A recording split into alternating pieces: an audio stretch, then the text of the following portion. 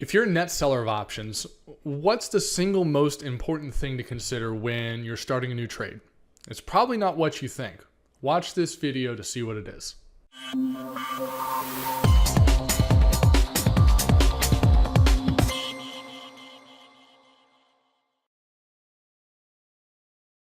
Hi, this is Steve Place from Investing with Options, where we teach people just like you how to become great option traders. And in today's video, I'd like to talk about something that is what I would consider a very large misconception about how you put on a new trade if you're doing covered calls, if you're selling puts, if you're doing credit spreads, what I consider directional income trading.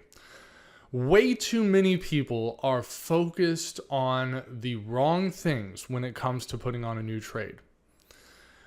Many times you'll hear about implied volatility or implied volatility rank or probability of profit or all your deltas and everything else. But the one thing you must consider, and the only thing that really matters, are you bullish on the stock or are you bearish on the stock?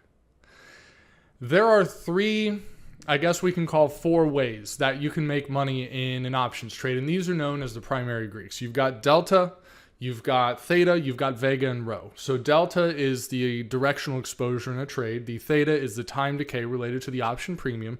The vega is changes in the option position relative to implied volatility movements. And then rho, which hasn't mattered for a decade, but it's starting to matter a little bit more, is changes in the option premium relative to interest rates. Okay? A lot of option traders focus on the second and the third. The theta, so the time decay, which of course is important. If you're selling option premium, that's where you think you make the most money. It's really not though. And then vega, which is changes in your position value relative to the changes in implied volatility. What matters most is the delta. If you sell a put, or if you do a covered call, if you sell a put spread, what's the thing that will make the most money for you is if the stock goes higher. And that's basically it.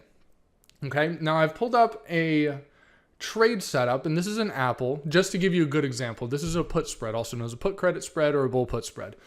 This is the August 180-175 put spread at 70 cents. So you receive a $70 credit, your risk is going to be $430, and the spread distance is 5.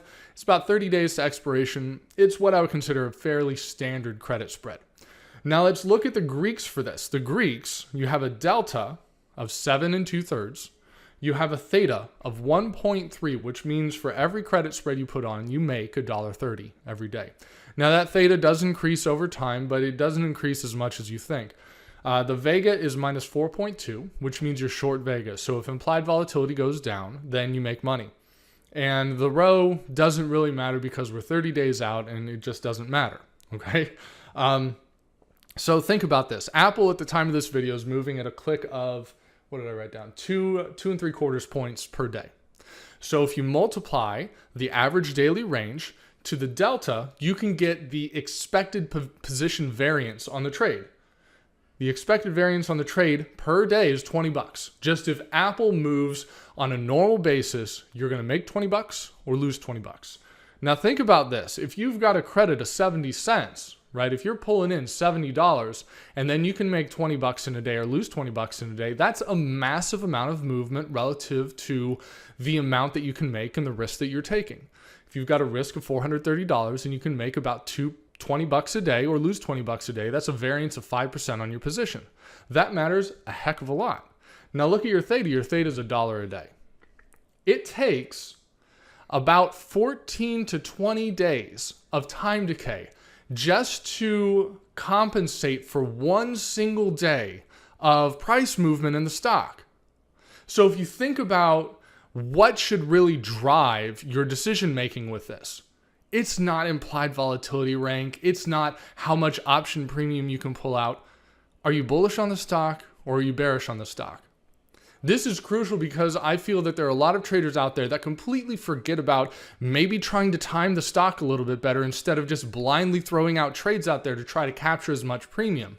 Or thinking that, oh, if the implied volatility is super, super high, then maybe I can put on a new trade. Well, sometimes, many times, implied volatility is high for a reason. Where you got earnings or FDA events, or maybe the stock is tanking really, really hard and it could head lower, right? Maybe you should wait for some support or a moving average or some kind of traditional technical analysis. I know people don't like that, but that's what you can work with to help get the risk and reward on your side.